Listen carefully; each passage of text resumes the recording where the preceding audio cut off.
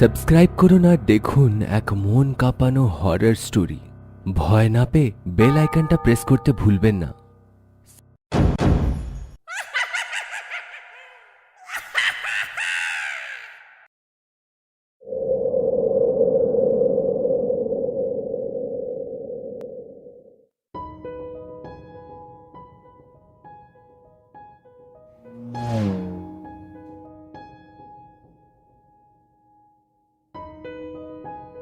বন্ধুরা, আমি আপনাদেরকে একটা সত্য ঘটনার ব্যাপারে বলতে চলেছি, যেটা স্বপ্নীল নামের একটা ছেলের সঙ্গে ঘটেছিল যখন সেই নিজের বন্ধু পঙ্কজের সঙ্গে মানালি ঘুরতে গেছিল। এই ঘটনাটা 2007-এর, আর মাস ছিল নভেম্বরের। নভেম্বরে খুব তাড়াতাড়ি রাত নেমে আসে, কারণ এই সময়তে ঠান্ডাকাল শুরু হয়ে যায়। তার উপরে মানালির আবহাওয়া।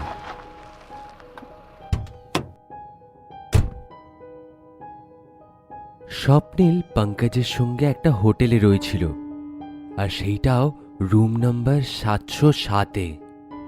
কিন্তু ওরা এইটা জানতো না যে এটা হোটেলের সাধারণ ঘর নয়, বরং একটা ভুতুড়ে ঘর।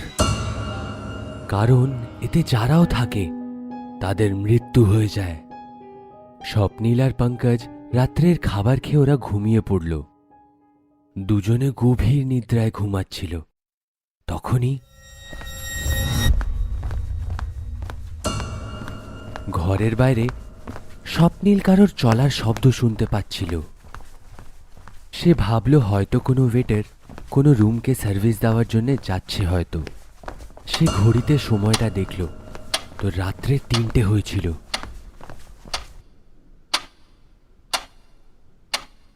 স্বপ্নীল ভাবল যে এত রাত্রে কি হতে পারে।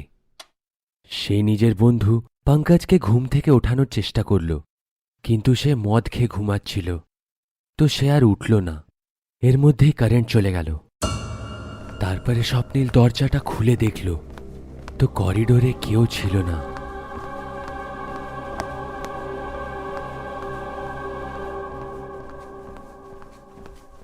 কিন্তু তবুও কারোর চলার আওয়াজ স্বপ্নীল পরিষ্কার শুনতে পাচ্ছিল।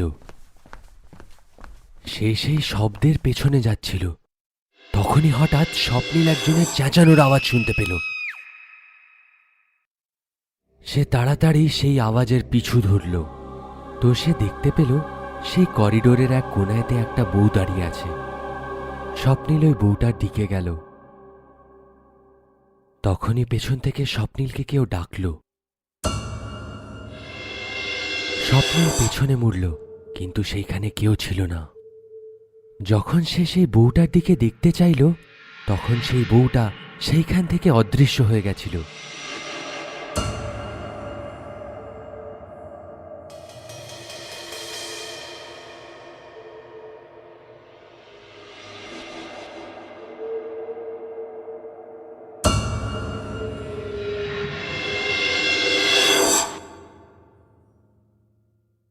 স্বপ্নীল তাড়াতাড়ি রুমে গিয়ে পঙ্কজের উপরে এক বালতি জল ঢেলে দিল। তাকে ঘুম থেকে ওঠালো আর বলল, নিজের জিনিসপত্র গুছিয়ে নাও, আমরা এখান থেকে যাচ্ছি। আমি তোমাকে সব গাড়িতে বলবো। স্বপ্নীল সব জিনিস গাড়িতে রাখতে গেল, আর পঙ্কজ রিসেপশনে পেমেন্ট করতে চলে যায়।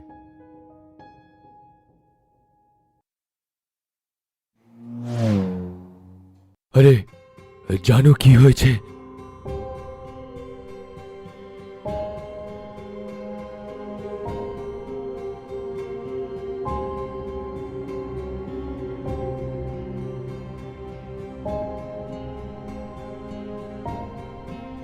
আর এইভাবে স্বপ্নীলের সঙ্গে যা যা ঘটেছিল সে সব পঙ্কজকে জানালো।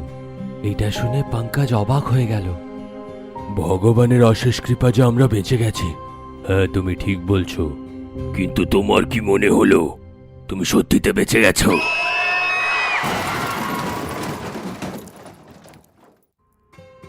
খবর আছে যে হোটেলের সেই ঘরটাতে একটা বউ নিজের প্রাণ দিয়েছিল। আর সেই বউটা হলাম আমি। আর সে বউটা হলাম আমি। আর কখনো এই ঘরে ঢোকার চেষ্টা করবি না।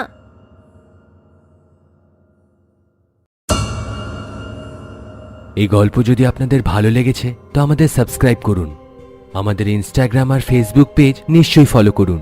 যদি আপনার কাছে এমনই গল্প আছে তো আমাদের কমেন্ট বক্সে জানান। আমরা চেষ্টা করব যে পরবর্তী অ্যানিমেটেড স্টোরিটা আপনাদেরই হোক।